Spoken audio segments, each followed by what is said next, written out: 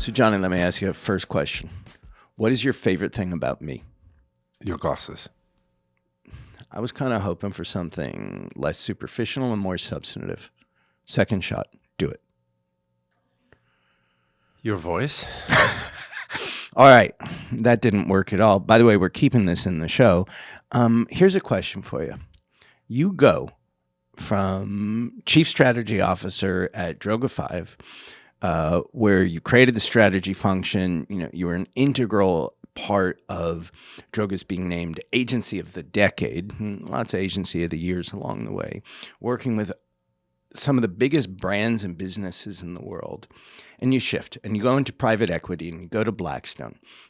So my question, with a very specific thesis in mind, I want you to share what your thesis was with our audience, but also help us understand what Blackstone, in fact, understood about your thesis, why they thought it was relevant, because as is the premise of the show, not a lot of chief executives of the world's business companies might have gotten that the way they did. Great.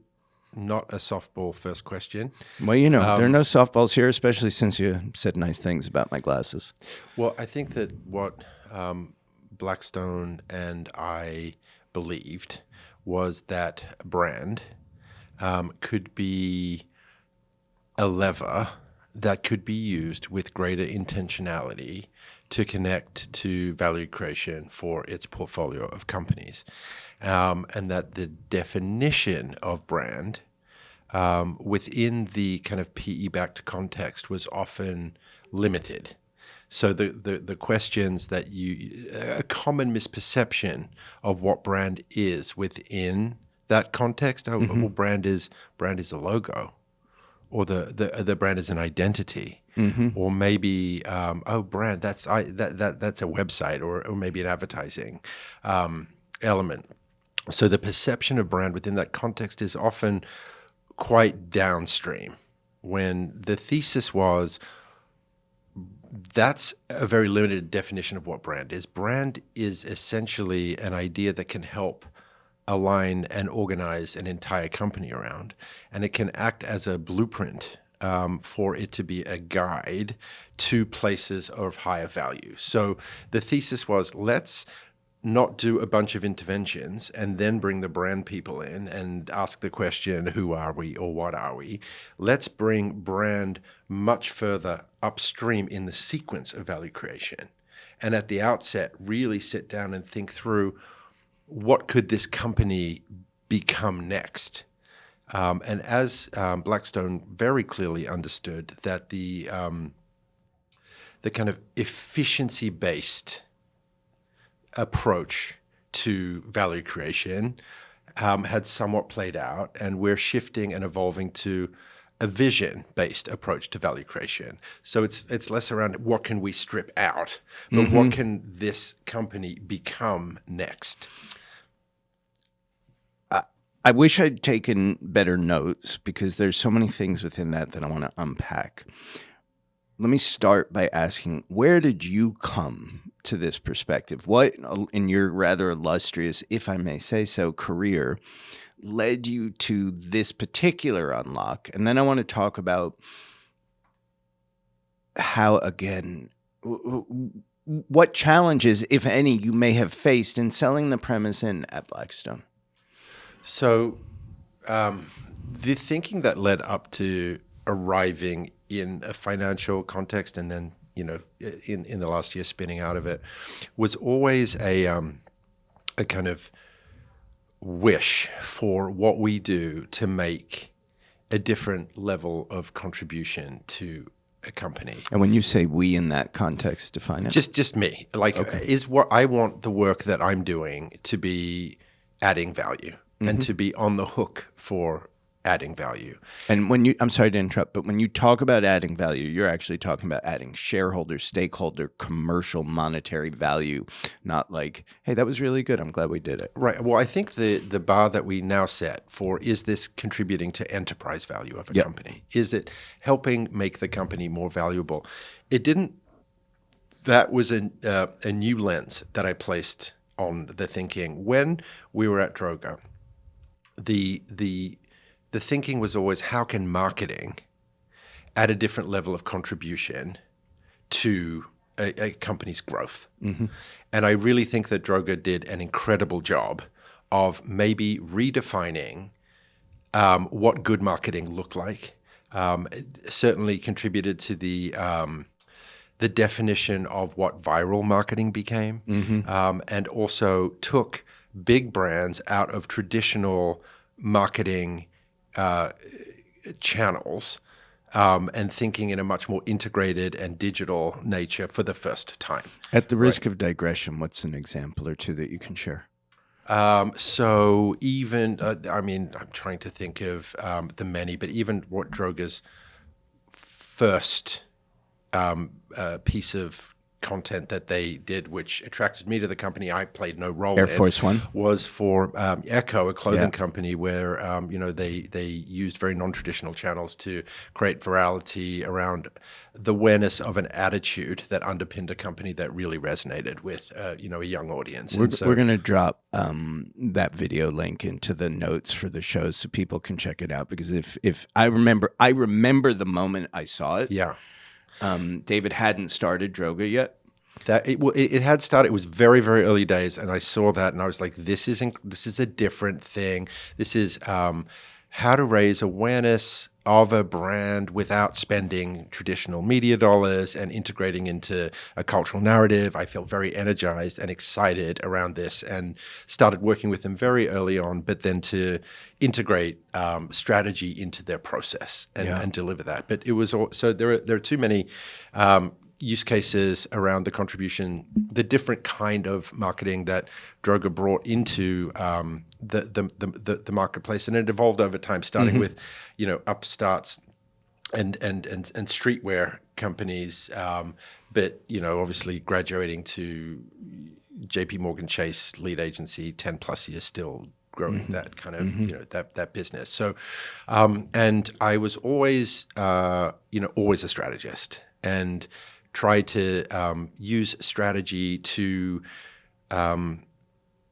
change where the start point was, right? And so you weren't throwing spaghetti at a wall, but we were all very clear on why this company existed, what its core differentiation was, what it value added, and where we were pointing at, right? Prioritizing growth audiences and not kind of boiling the ocean. So adding a lot of like strategic rigor and conceptual thinking to a creative to then bring to life, execute, take to the next level, and ultimately create amazing, effective work. And that was it was an amazing company. It still is an amazing company, and I still work with Droga on different levels through some of our clients with great effect. The need, though, for me was we were often coming up with pretty transformational ideas for companies, and getting more access to the C-suite and really rethinking, what could this company become, or how could these ideas connect to more than the marketing. But the reality was there was a lot of transformational ideas that were just transforming the advertising, and that we're getting stuck in marketing, even though they could be connected to so many more components of the company. And that was largely a product of dealing with the chief marketing officer as the client, having the CEO not necessarily connected to the foundational thinking. Right, just a review of the work. And the siloed nature of these companies, where very often in many of these big companies, the product people don't talk to the marketing people, are disconnected from so it's very hard to find a way of getting these ideas the right seat at the table that can then connect to and be useful to more parts of the company and more people within the company. And so it was with that intentionality that I tried to focus on private companies for a number of reasons. So obviously, this is a company that is, once it's recently been acquired, they're going through a chapter 2 moment. Mm-hmm, right? Mm-hmm. And this company has been bought and will want to be sold at some point, most likely. And if it is going to be sold for more than it was bought for, there will most likely need to be interventions and changes to that company for it to become something of higher value. And so for me, it really seemed like the right moment of receptivity to a company really thinking what is next in a way that felt bigger than marketing. I'm wondering about your choice of the word intervention, which I find really interesting, right? One might have more readily expected innovation, expansion, new markets, but intervention is very purposeful. Why that word? What's it mean as you use it? It's just it's just the word that's used in that context around Within private equity? Yes, I see. So it's vernacular from the industry. So it could be a move to talent, a talent intervention, a technology intervention, a marketing intervention. So it's just there are lots of different levers that are in my pulled within career, that talent intervention has never been a good thing. Just Well, saying.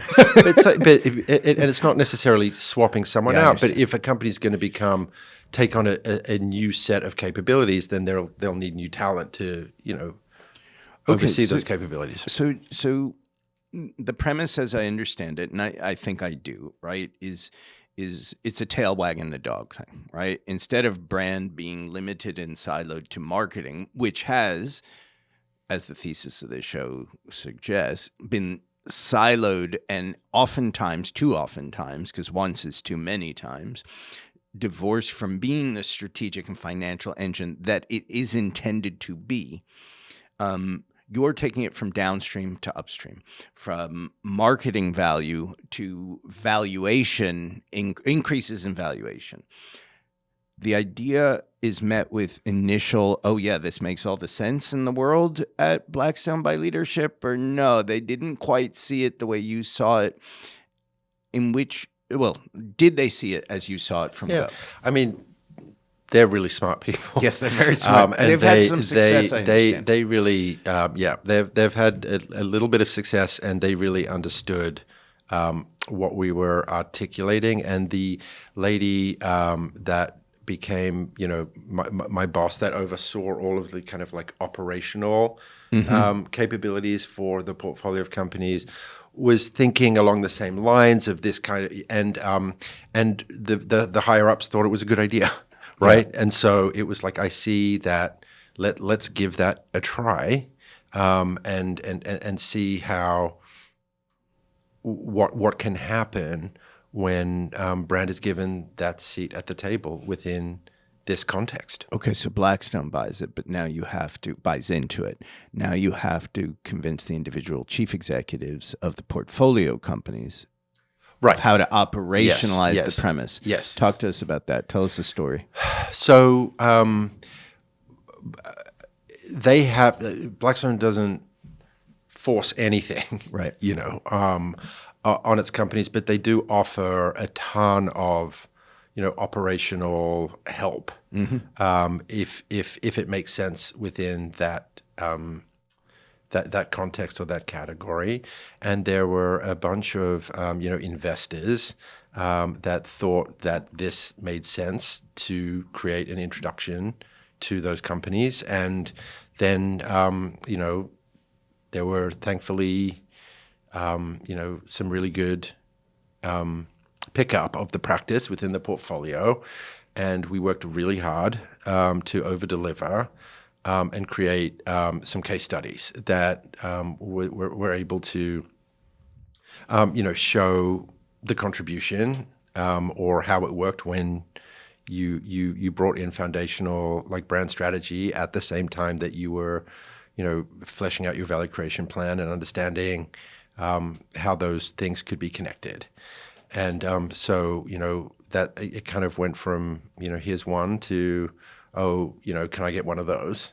Right. And a nice problem to have. Then it became, and it was amazing, but it was challenging because. What were some of the challenges? Well, that these things can cost money and take time, right? And it was making sure that we were starting with the right set of circumstances where you could take the necessary time to do it the right way and the right amount of resource connected to it. Because you can get asked to do it in a way, if it's not their, area of expertise, like how long does it take? Can you just do it in this amount of time? And they're all really, really fair questions. But, I'd done this long enough to know that if you cut corners, in the end, it would be bad. Yeah. Right. Yeah. And so, Sarah Thompson, who is like an amazing, like lifelong partner and colleague of mine, has a catchphrase that no one remembers how you get to bad. Yeah. They just remember that it was bad. So it was trying to be. Sarah was the chief executive. Sarah was the global chief, the CEO right? of Droga5, and is now the chairperson of Fundamentalco.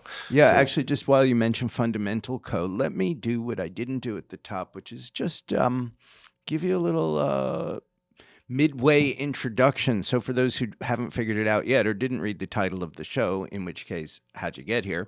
Today, I'm sitting with Jonny Bauer, who today is the founder and chief executive of Fundamentalco.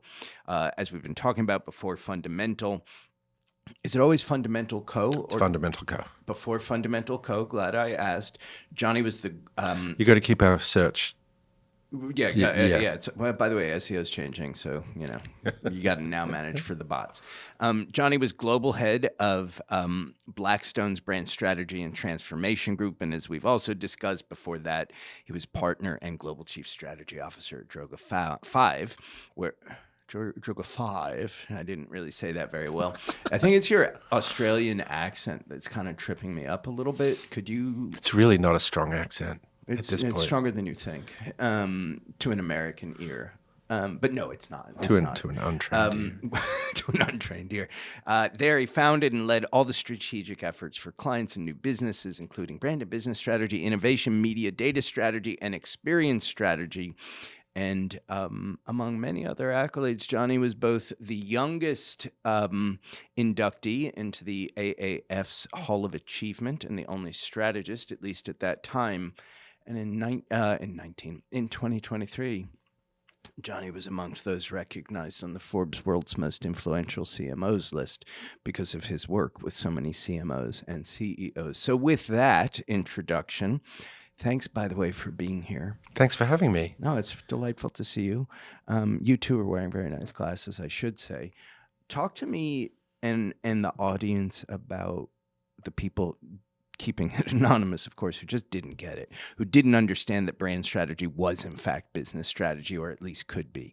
What didn't they get? Like, what are you seeing? What have you seen as some of kind of the common just disconnects for chief executives who, by and large, have no marketing background or experience, at least at the biggest companies? I want to make sure I understand the question, because I think that the onus is always on us to be able to translate it into the metrics that matter most to that audience. So, within this context, the investment context, it's how can these ideas make my company more valuable? And there are a lot of different ways in which we spend to measure that. Mm-hmm. And so, one way. So there are two fundamental, ways that we think of how to make a company more valuable. One is to become a bigger company and grow. And how are you measuring each tactic toward connecting to growth? But the other way to become a more valuable company is to transform into something of higher value, right? And that can be through becoming a company that has a larger addressable audience, or TAM, or will ultimately be sold for a higher multiple. So there are some sets of circumstances where you don't need to grow if you're going to transform into something more valuable or just become bigger. But for everything that you're doing, being really intentional around understanding when will we know when we've become this other thing, what's the minimum we need to do to credibly become that other thing, and having everyone aligned to prioritize and sequence what it will take to get us there. Mm-hmm. Mm-hmm. What's an example of becoming more valuable without growing? Is it a shift in? Yeah, right. So it could be like a strategic repositioning of a company.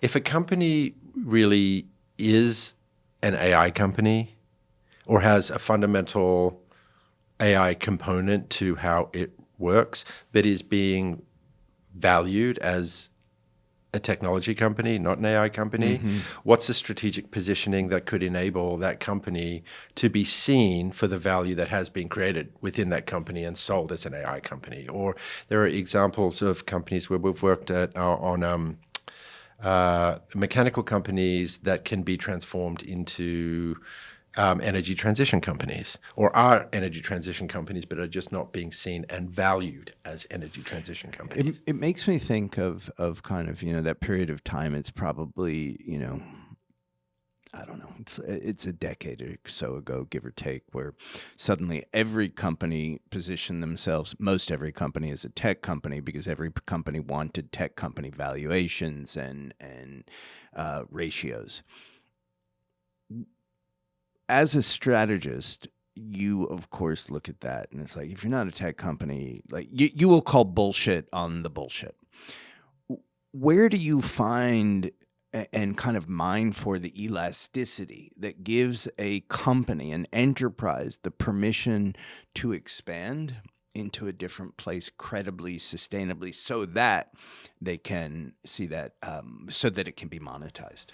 That's a great question. I mean, the two questions I get asked every week are, can you turn my tech company into an AI company? Or can you turn my protein company into an Ozempic best friend or companion?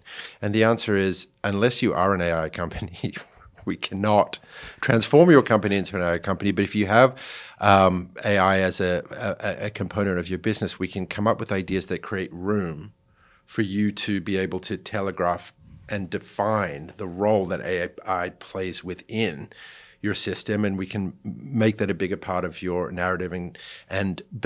Or here's what you really need to go through to become an AI company, and that may require an acquisition. That may require pulling something down and rebuilding something in a different way.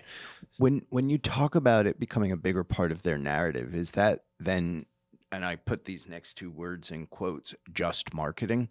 Or is that kind of operational narrative, enterprise narrative, more than the narrative in addition to what's being put out into the world? Because it seems there's a little tension with what you said at the top. Yeah, I think that, let me try to give you an example. Mm-hmm. So like, do you know the company Clear?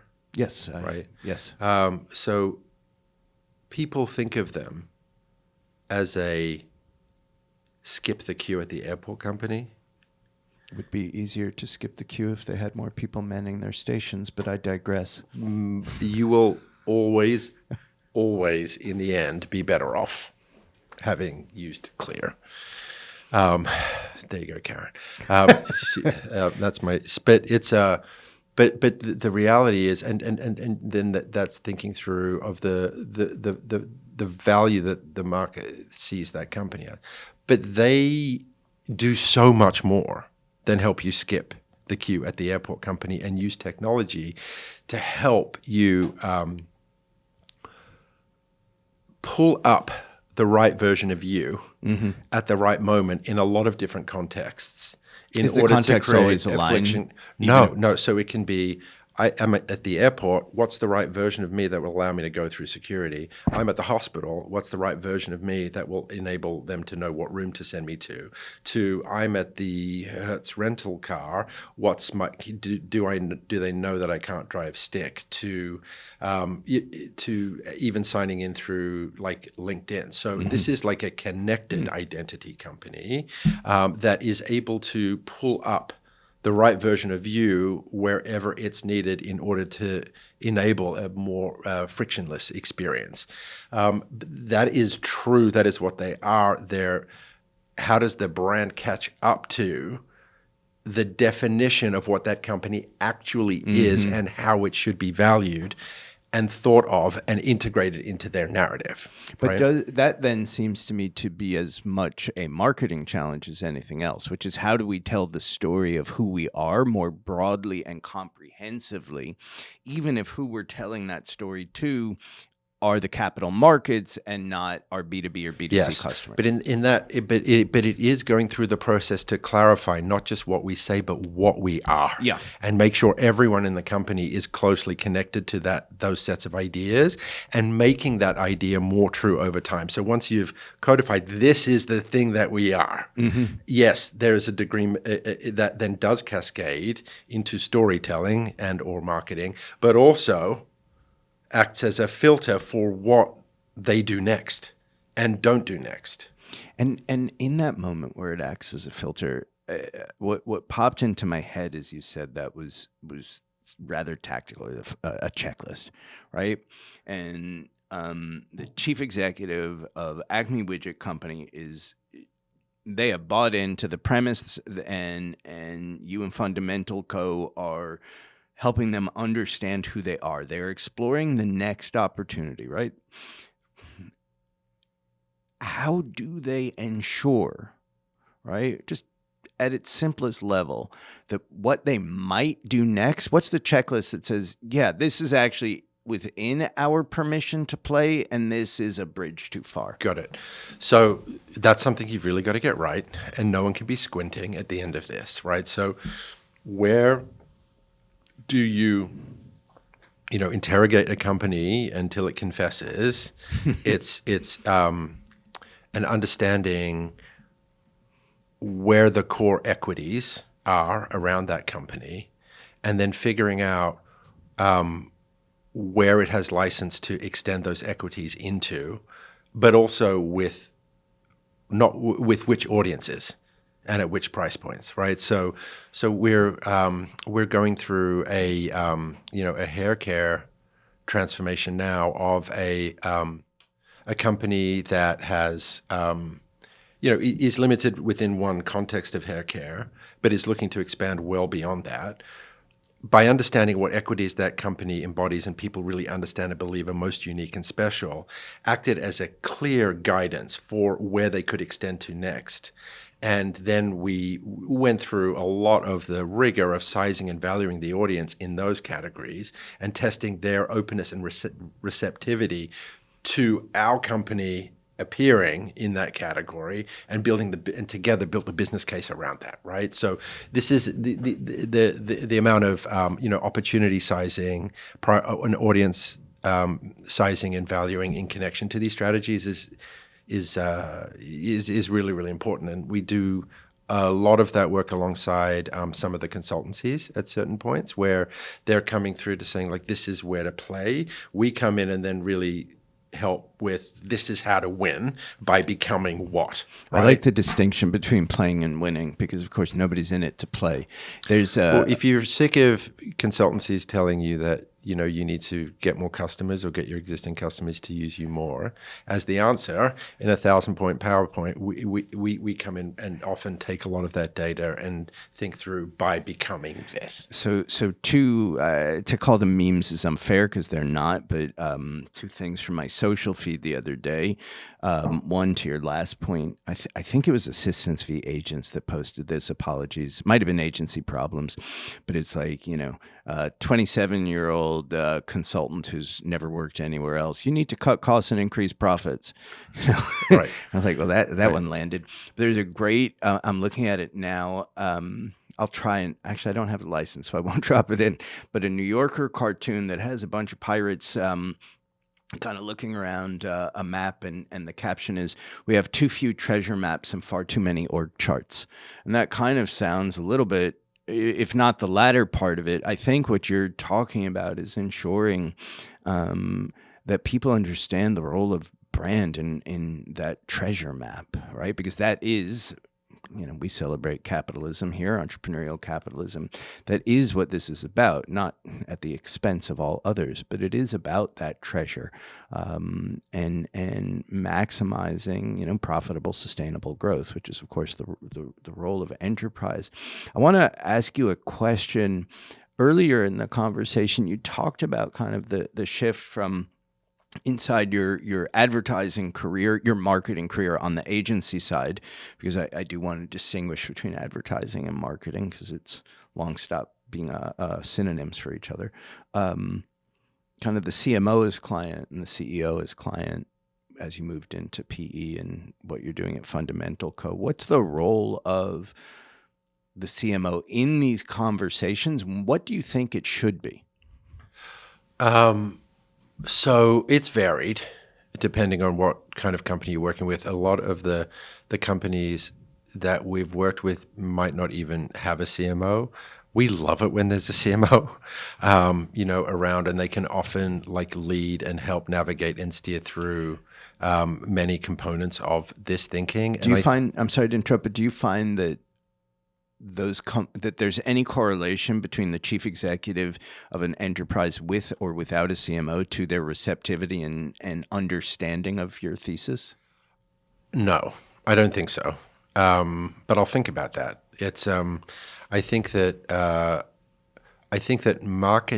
marketing people get energized by the process, by pushing the influence of the ideas that they're now connected to beyond just marketing. Right, so it integrates them into the company in new and different ways. Don't you think that's a failure of marketers that's even become a question? It's really hard to break down some silos, and there's in some of these big companies, it's like stay in your lane. But if the CEO is overseeing ultimately this, then the people that make the product, sometimes don't work for the marketers. Right. Right. So, oftentimes. Right. So then these strategies or briefs that the CMO can often lead do make their way into briefing for product or capability expansion or technology. So it's not that marketers don't want to do this. It's just but sometimes it's not the right context, or that's why we keep talking about pushing and elevating the importance of brand to the CEO, because they're responsible for everyone in the company. Right. So if they really buy into an idea, it doesn't just translate into what do we say, but what do we make and how are we organized and who do we hire, right? When at the very top of our conversation, you talked, if I remember correctly, that there's a perception oftentimes of brand as the logo, the website, the this, the that. It seems every chief executive, at least theoretically, is aware of the value of their own, the import of their own brand, the corporate brand, and understand that to be more than a logo, a website, a ad campaign, or is that not the case? Do they not see, kind of before you come in, do they not understand that implicitly? And really what I'm getting at is I just find there to be a kind of too often an absence of the insight that comes from just our observation, that just comes from your own lived experience. They don't want their brand to be, their corporate name to be sullied, so they certainly understand it from a negative perspective. Yeah, I think, again, that's the difference between brand and reputation. I think... Aren't they? I mean, I know that there's a whole practice area that's differentiating them, but reputation and brand to me... They're linked, but they're not the same thing. I agree with that. And so I think that, a lot of these companies, it depends in what category. And where I also get a lot of energy is where you have many of these world-class companies that are in these categories that people don't think deserve, to a degree, a really strong brand, right? So things like processing companies, infrastructure companies, real estate, enterprise software technology, these kinds of companies, you have these incredible companies, but the idea of brand having an expansive and organizing role within is not that commonplace. Yep. So I find that when we sit down with those companies, they're all very smart people, that when you offer up those are the companies they love working on and have had the most productive experiences with and are really receptive to using the work in a really instructive way. Which is that because they're oftentimes perceived commodity products or services, right? Real estate companies, et cetera, and it I becomes a don't know if they're perceived as differentiator. commodity, maybe, but it's just more of like it hasn't been a lever that they've had to pull in order to achieve success. Right. Right. So it just hasn't necessarily been an area of focus. Yeah. Yeah. Right. Or their definition of brand is back to that like limited aperture. Yeah. Right. And so so there have been companies that we've worked with that haven't thought that they needed it, but when are exposed to how it could connect to their category, have shown appetite to do it. So we're often working with companies that are doing this for the first time. I think with consumer companies, there's just a lot more awareness and understanding and emphasis placed on brand for obvious reasons. But we work with a bunch of consumer companies. So, we're working with airlines and with credit companies and with publishers and with, connected identity companies. But again, in that instance, maybe Karen, we're coming at you for sponsorship dollars, just so you know. I won't give them your number, but it's but in that instance, we're like even trying to provide new clarity and distillation and focus, or extend it into different parts of the company that it's not currently influencing. Talk to us about how you know and when you know and what timeline you know if the work that you and your clients have done worked, right? Great question. If it's in the PE-backed zone, and we work with multiple firms, you're ultimately looking at once the company's exited, even though it's very hard to isolate the role that this work could play into it. That's the ultimate measure. Is the company worth more? And so at the highest level, you can expect, but no, going into it, okay, the investment thesis showed, can we turn this mechanical company into an energy transition company? Did it sell it as an energy transition multiple? Right. Can we say that brand played a role in guiding that transformation? Yes or no? So you can't really isolate it. But what we can also do, there are many steps along the way to prove that it can get that. And often you can measure how aligned is the company around why it exists and what it needs to do next. You can very clearly measure that. You can also start to look at, does the clarified, often more purposeful positioning enable a different tier of talent to want to come and work at this company? Right? Which is actually rather easily measurable. Very, very measurable. We can also start to look and measure, are we more able to see what the next steps that a company needs to take around manifesting the vision that we've been aligned. So there is an efficiency to that. Or in the case of now that we're really clear around our repositioning to our customers or consumers, is the marketing connected to those ideas working harder than the work that was not connected to those sets of ideas? So there's lots of different altitudes from like, did we get a successful exit? Much harder to isolate the role that this work could play in that. But if people are on the bus, then they believe it, and they're either coming back to you to do this again or they're not, right? So, right.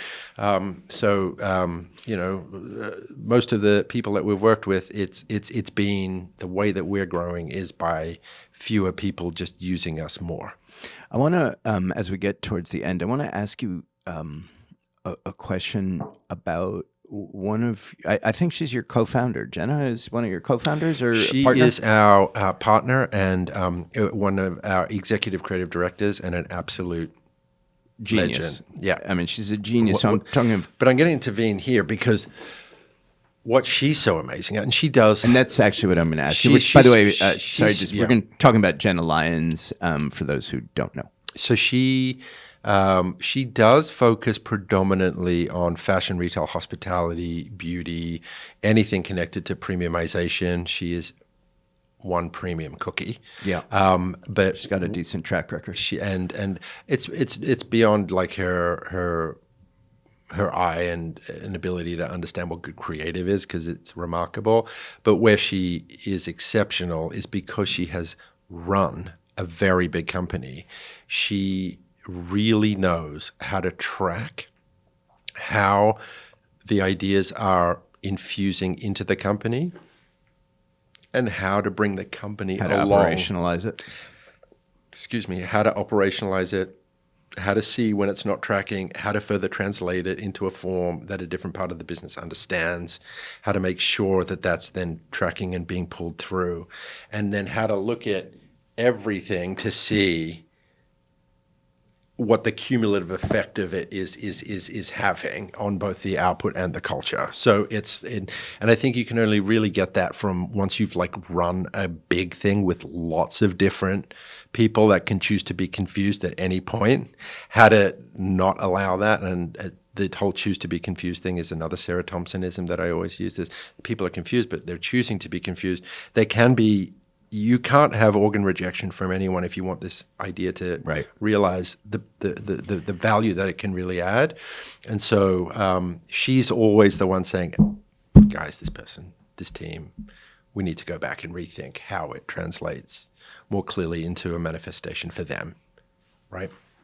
Which takes me back, and maybe it'll be a decent place to end.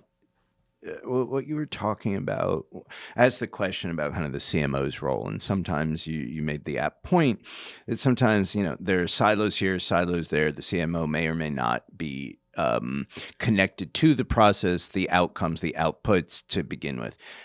One of the things I just have been thinking more and more about over the past few months is how org design oftentimes punches growth in the face, right? That it just... If we are siloed and divisionalized, then I'm working against my objectives, not necessarily the company's objectives. And in kind of the nesting dolls of objective strategies and tactics, my tactic becomes an objective, and it's not in terms of moving the business forward. Do you have some macro thoughts, thesis on kind of especially in orgs that are going to change as dramatically as so many will because of technology, because of AI, what the org of the future might look like, or even said differently, what the orgs who do the best job operationalizing Fundamentalco's thesis look like, if there's a commonality? Yeah, I mean, there's a lot in there. I think that the way that we think about it is once we're really clear, again, of the role of these ideas having a different seat at the table, once we're really clear on what we are and what we're agreeing to become, that idea is also used as a filter for how we organize ourselves internally around and what capabilities we need to have.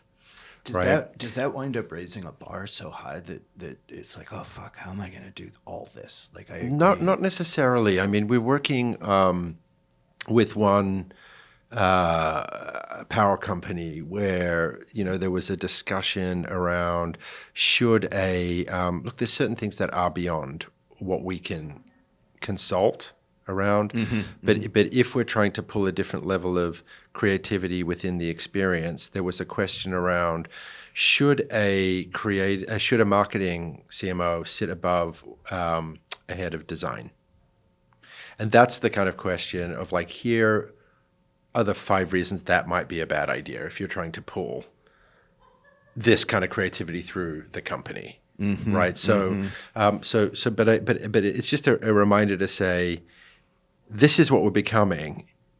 Looking at that as a filter for, does it make sense for us to be organized like this or not, right? Like, and we're not, we're not a change management organization, but we pass and connect with the same ideas that are led by change management people, and we think it should be an input to helping define how the company is organized. Jonny Bauer, appreciate you. Thanks for being here. Thanks for having me. And thanks for listening and watching on YouTube, everybody. If you like the show, and how could you not? I mean, with all due respect, this is good. Jonny was great. I didn't get in his way that often. Smash that subscribe button. Give it all the stars you can. We're just, we're appreciating. Tim, cut this out, this part. I'm just babbling at this point. Thanks, everybody.